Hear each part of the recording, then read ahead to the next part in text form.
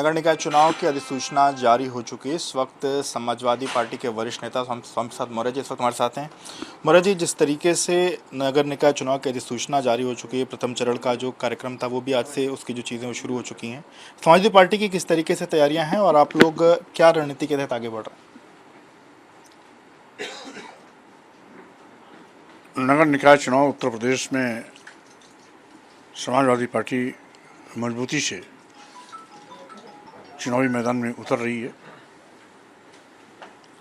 अधिसूचना जारी होने के बाद प्रत्याशियों के चयन की प्रक्रिया प्रारंभ हो गई है। जिला कमेटी के माध्यम से स्थानीय स्तर पर नेताओं के साथ बैठक करके उसको अंतिम रूप दिया जा रहा है और जिले द्वारा भेजे गए जो नामों की सूची है उसी में से प्रत्याशियों का घोषणा भी होगा।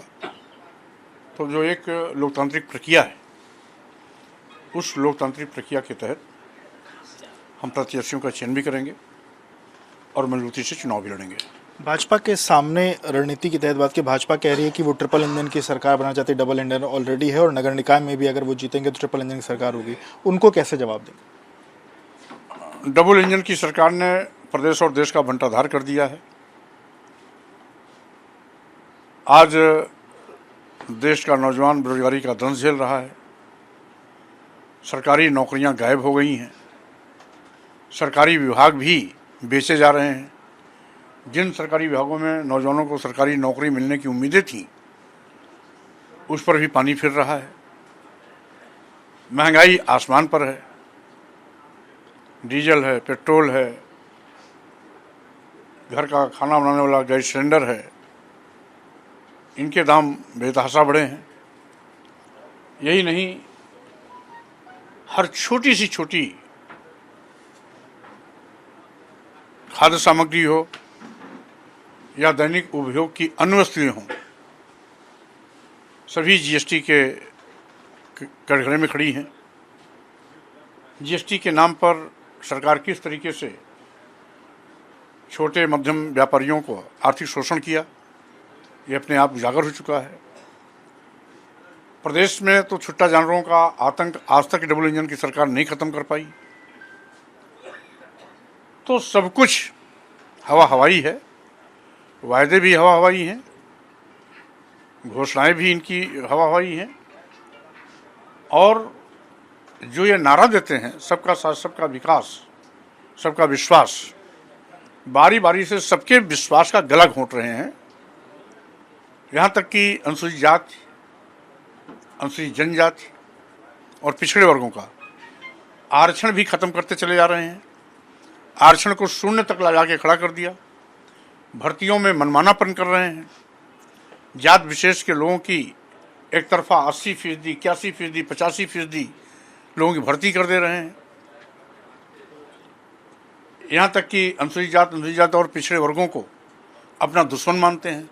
वोट लेना होता है तो दलित, आदिवासी, पिछड़े हिंदू हो जाते हैं और जब ये सत्ता में आ जाते हैं तो यही आदिवासी, दलित, पिछड़े इनके दुश्मन बन जाते हैं।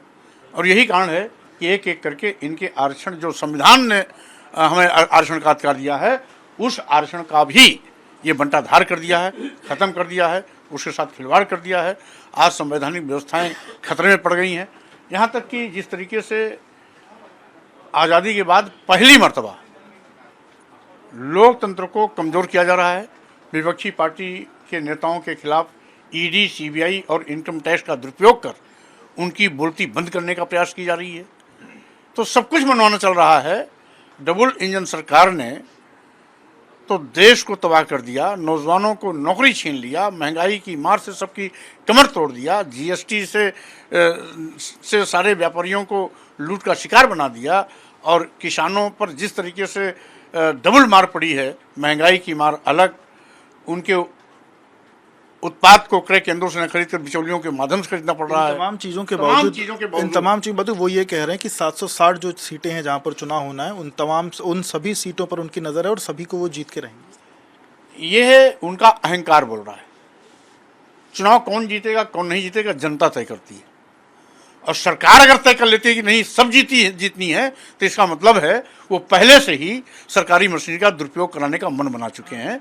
जो फैसला जनता को करना है, सरकार कैसे गारंटी के साथ कह सकती है हम सब जीतेंगे? इसे जनता पर छोड़ना चाहिए। जनता फैसला करेगी कौन जीते कौन हारेगा। और सरकार अगर ये कहती है हरदर्मिता के साथ हम सब जीतेंगे, तो इसका मतलब है वो पहले से बेईमानी, सरकारी मशीनरी का दुरुपयोग करने का मन बना चुके हैं। इसीलिए ये सरकार का अहंकार बोल रहा है। स्वामी जी, इन सबसे इतर एक सवाल, एक चीज़ और जो समाजवादी पार्टी लंबे समय से कह रही है, जातिगत जनगणना की बात, उसको लेकर के उसके काट में एक स्वामी दीपांकर हैं, वो एक भिक्षा यात्रा निकाल रहे हैं और वो जातियों को जोड़ने की बात कह रहे हैं। वो कह रहे हैं कि जो एक धर्म होना चाहिए, एक हिंदू धर्म ही सब कुछ है, उसमें जातियों का बंटवारा नहीं होना चाहिए। पहले इन धर्म के ठेकेदारों से मैं केवल इतना ही कहना चाहता हूँ,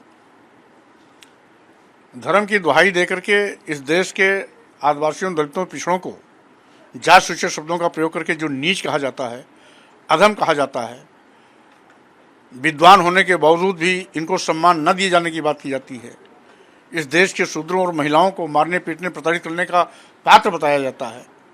पहले इस व्यवस्था को ख़त्म करें, उसके बाद फिर और ढोंग करने का नौटंकी करें। तो आपको लगता है ये ढोंग हो रहा है? स्वाभाविक रूप से यही लोगों ने तो देश का बंटाधार किया। ऐसे ही लोगों ने वर्ण व्यवस्था बनाई, ऐसे ही लोगों ने जाति व्यवस्था बनाई। जाति के नाम पर और यहाँ पर शूद्रों के साथ जिस तरीके से जानवरों के साथ व्यवहार हुआ, अमानवीय व्यवहार हुआ, पशुवत व्यवहार हुआ, ये तो कहिए हमारे देश के संतों गुरु महापुरुषों ने जो एक लंबा आंदोलन चलाया, ज्योतिबा फुले जी ने, छत्रपति साहू जी महाराज ने, सावित्रीबाई फुले ने, बाबा साहब डॉक्टर अम्बेडकर ने, पेरियार रामास्वामी नायकर, नारायण गुरु, संत गाडगे, बाबा साहब डॉक्टर अम्बेडकर के साथ मनोहर कांशीराम जी, इन तमाम लोगों ने जो लंबा संघर्ष किया, उसके नाते आज हमारे सम्मान स्वाभिमान का रास्ता प्रशस्त हो रहा है। और बाबा साहब डॉक्टर अम्बेडकर ने जो संविधान दिया, उस संविधान के माध्यम से आज सबको समान रूप से स्कूल जाने, बोलने, खड़ा होने, बात करने, विकास की मुख्य धारा में आगे बढ़ने और धन धरती शिक्षा सम्मान से लैस होने का अधिकार दिया है। तो बाबा साहब डॉक्टर अम्बेडकर ने दिया है। उसके बावजूद, संविधान में अधिकार मिलने के बावजूद भी ये लोग उस संवैधानिक व्यवस्था के साथ भी खिलवाड़ कर रहे हैं। वो तो कह रहे हैं जातिवाद के ऊपर राष्ट्रवाद है और राष्ट्रवाद की अलग वो जगाएंगे। अगर यही सद्बुद्धि सबको आ जाए तो ये जो ढोंग ढकोसला है अपने आप खत्म हो जाएगा। राष्ट्रवाद जिस दिन आ जाएगा, सारा का सारा अपने आप ठीक हो जाएगा। तो राष्ट्रवाद तो ये लोग चुनाव के लिए बुलाते हैं ना। कोई भारतीय, स्वामी दीपांकर की बात करो, स्वामी दीपांकर ऐसा कह रहे हैं। नहीं, स्वामी दीपांकर जी इसके दोषी नहीं है। दोषी तो वो लोग हैं जिन लोगों ने वर्ण व्यवस्था बनाई है, जिन लोगों ने जाति व्यवस्था बनाई है, जिन लोगों ने जात पात, छुआछूत, ऊंच नीच, भेदभाव पैदा किया है, वो लोग दोषी हैं। जब तक वो लोग इसको नहीं खत्म करेंगे, XYZ इसको नहीं खत्म कर सकता। मतलब जातियां खत्म नहीं हो सकती हैं, वो एज इट इज बनी रहेंगी। खत्म करने पर खत्म हो सकती हैं। सती प्रथा पहले भी थी, खत्म हुई। पहले शूद्रों को पढ़ने लिखने का अधिकार नहीं था, पढ़ने का अधिकार मिला। पहले महिलाओं को पढ़ने लिखने का अधिकार नहीं था, महिलाओं को पढ़ने लिखने का अधिकार मिला। पहले कोई सरकारी कंस्ट्रक्शन होता था, नर्बल दिया जाता था, नर्बल खत्म हुआ। तो सब खत्म हो सकता है। तो आगे भी जो जात सूचक शब्दों का प्रयोग करके नीच अधम कहते हैं, पहले ये खत्म होना चाहिए। जो यहाँ पर आज भी महिलाओं को मारने पीटने प्रताड़ित करने के पक्षधर हैं, पहले वो बात खत्म होनी चाहिए। जो आज भी शूद्रों को ये सम्मान देने के पक्षधर नहीं है, पहले ये भावना खत्म होनी चाहिए। तब जाकर के आगे बात बढ़ेगी। एक साथ में दोनों बात नहीं कि आप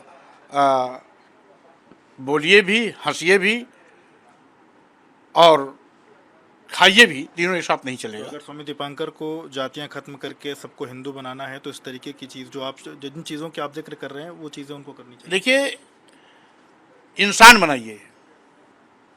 जब इंसान बनाएंगे तब बात बनेगी। अभी सब हिंदू ही तो थे। हिंदू में तो वर्ण व्यवस्था थी, हिंदू में तो जात व्यवस्था थी, हिंदू में तो ऊंच नीच था, हिंदू में तो छुआछूत था। तो इसी हिंदुओं में, इसी हिंदू धर्म से बौद्ध धर्म निकला, इसी से जैन धर्म निकला, इसी से सिख धर्म निकला। यहीं पर लोग, इसी धर्म से निकल के लोग इस्लाम धर्म कबूल किए, यहीं से निकल के लोग ईसाई धर्म कबूल किए। क्यों किए? इसलिए धर्म कोई बुरा नहीं होता है। धर्म की कुरीतियाँ खत्म होनी चाहिए, धर्म की बुराइयाँ खत्म होनी चाहिए। जब तक कुरीतियाँ और बुराइयाँ नहीं खत्म होगी, केवल धर्म का डुडुगिया पीटने से बात नहीं बनने वाली है। बहुत बहुत शुक्रिया बात करने के लिए। तो आप स्वामी प्रसाद मौर्य जी को सुना, जो रिपब्लिक से बातचीत की। वीडियो जर्नलिस्ट जितेश अवस्थी के साथ विवेक रनटवाक, लखनऊ।